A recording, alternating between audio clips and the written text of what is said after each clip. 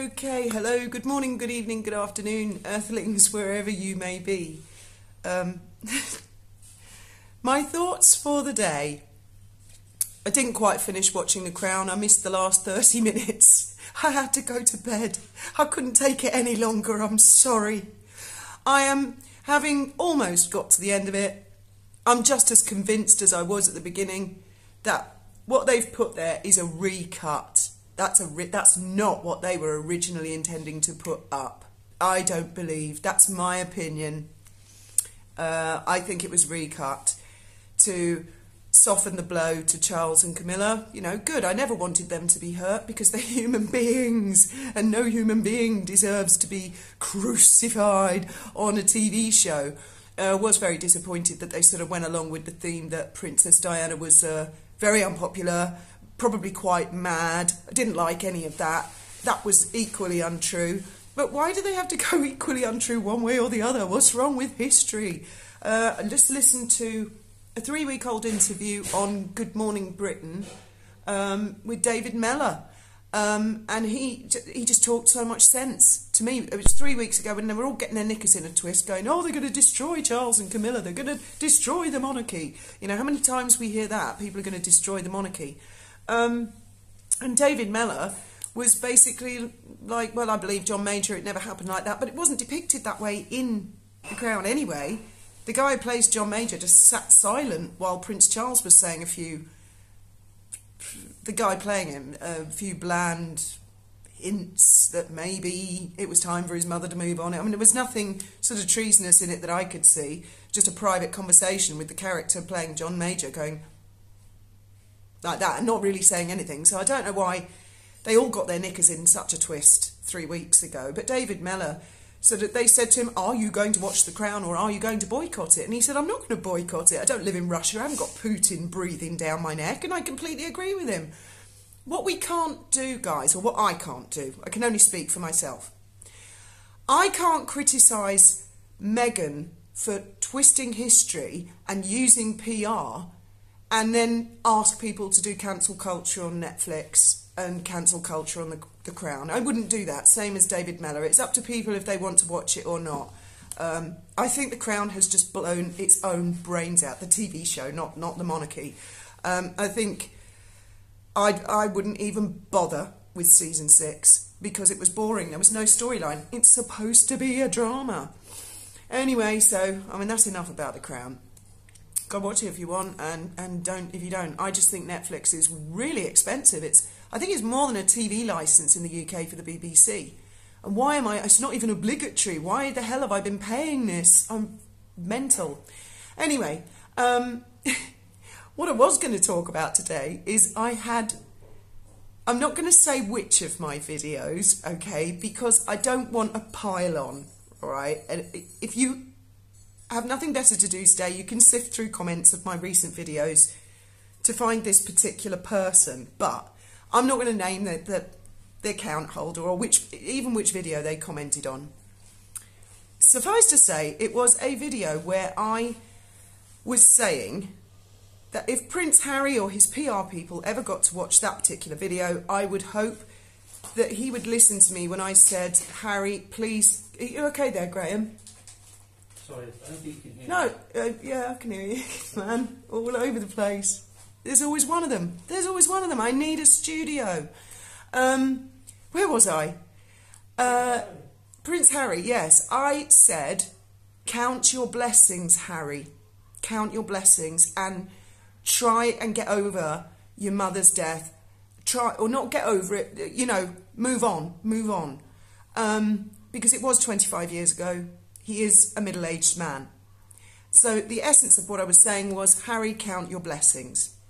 Now this person, it's a really weird comment, accused me of victim invalidating. They actually said they wanted my video to be used in not now, Graham, please stop WhatsApping. You're actually in the next room. You don't need to WhatsApp me. No, WhatsApping yours. You just thought you'd WhatsApp the general work chat Sorry. while I'm in the middle of making a video. Sorry, I didn't think of that. Got some crisps you want to eat there, or popcorn you want to cook, or something like that? He does it in the Dolphin Safari as well, when I'm talking to someone where English is not their first language and it's a very broken line. I'm trying to get the details from them of where they are, and he's there, and crisps and stuff until... And it's not just me, it's the others who work in the office. They're like, Graham, shut the fuck up, I'm trying to take details, I'm trying to take a booking on the phone. Anyway, I digress. I might actually do a take 2 of this and start all over again when you've gone to another room to count to 1 billion. Are you all done there, mate? Okay. Are you filming against the sun, or just a silhouette? No, I'm not just a silhouette, which is adding to it because the house is a bit of a tip at the moment. So I'm choosing my studio area carefully. What was I talking about? Oh yes, I have been accused of this. What was it again?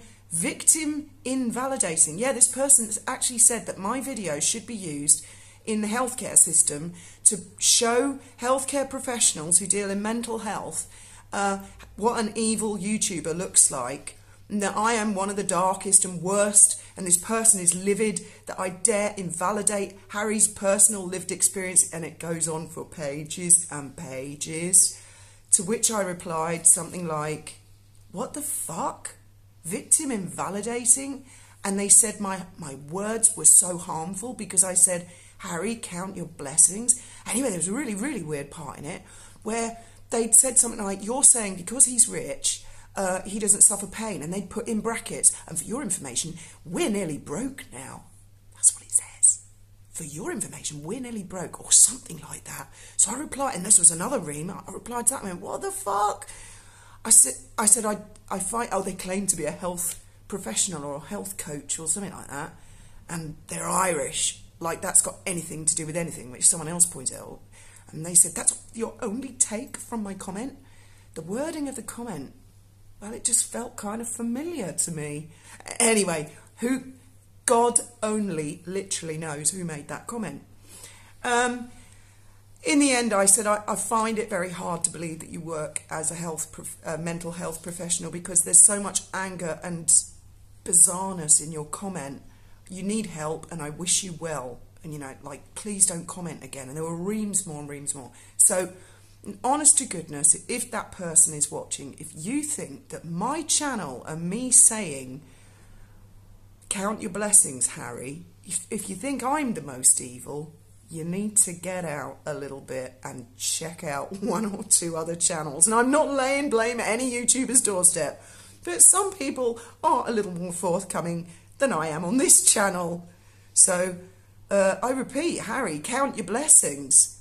You've got 2 children, okay? Right, I know there are comments about that. I'm going to say he's got 2 children.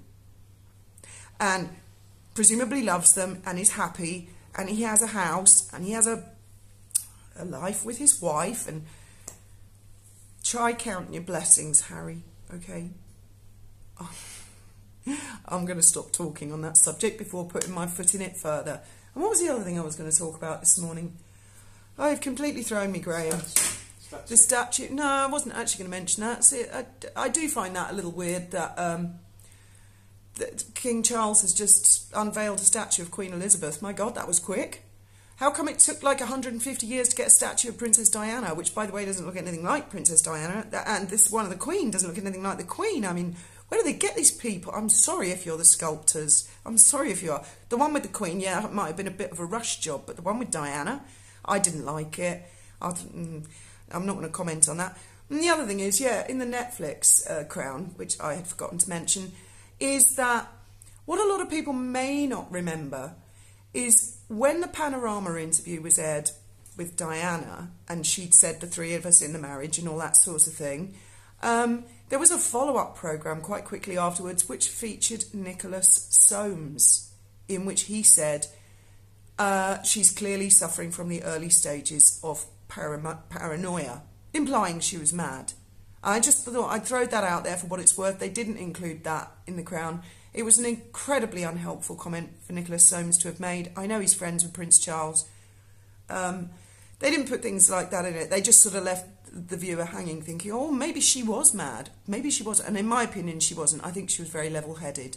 I think it was a complicated situation. And, well, I'll leave it at that for you two. Oh, and there's another YouTuber that I watch who I find highly amusing. He's called Daniel Boland. I don't know if anybody's come across him. If you haven't, check him out, Daniel Boland. And I've been watching a YouTuber this morning who did a live about Season 5, The Crown, and it's about an hour long, and I enjoyed it more than watching an episode of Season 5, The Crown. Yeah, I can't think what the name of the channel is. It's something like The Royal News, and she's an American girl with blonde hair, and I think she's called Alex. I'll have to look. A lot of you might know who she is. Really lovely girl, and she pretty much said absolutely everything that I was thinking, and so did her viewers in the comments. So I'll leave you with those thoughts for the day, and I hope that I haven't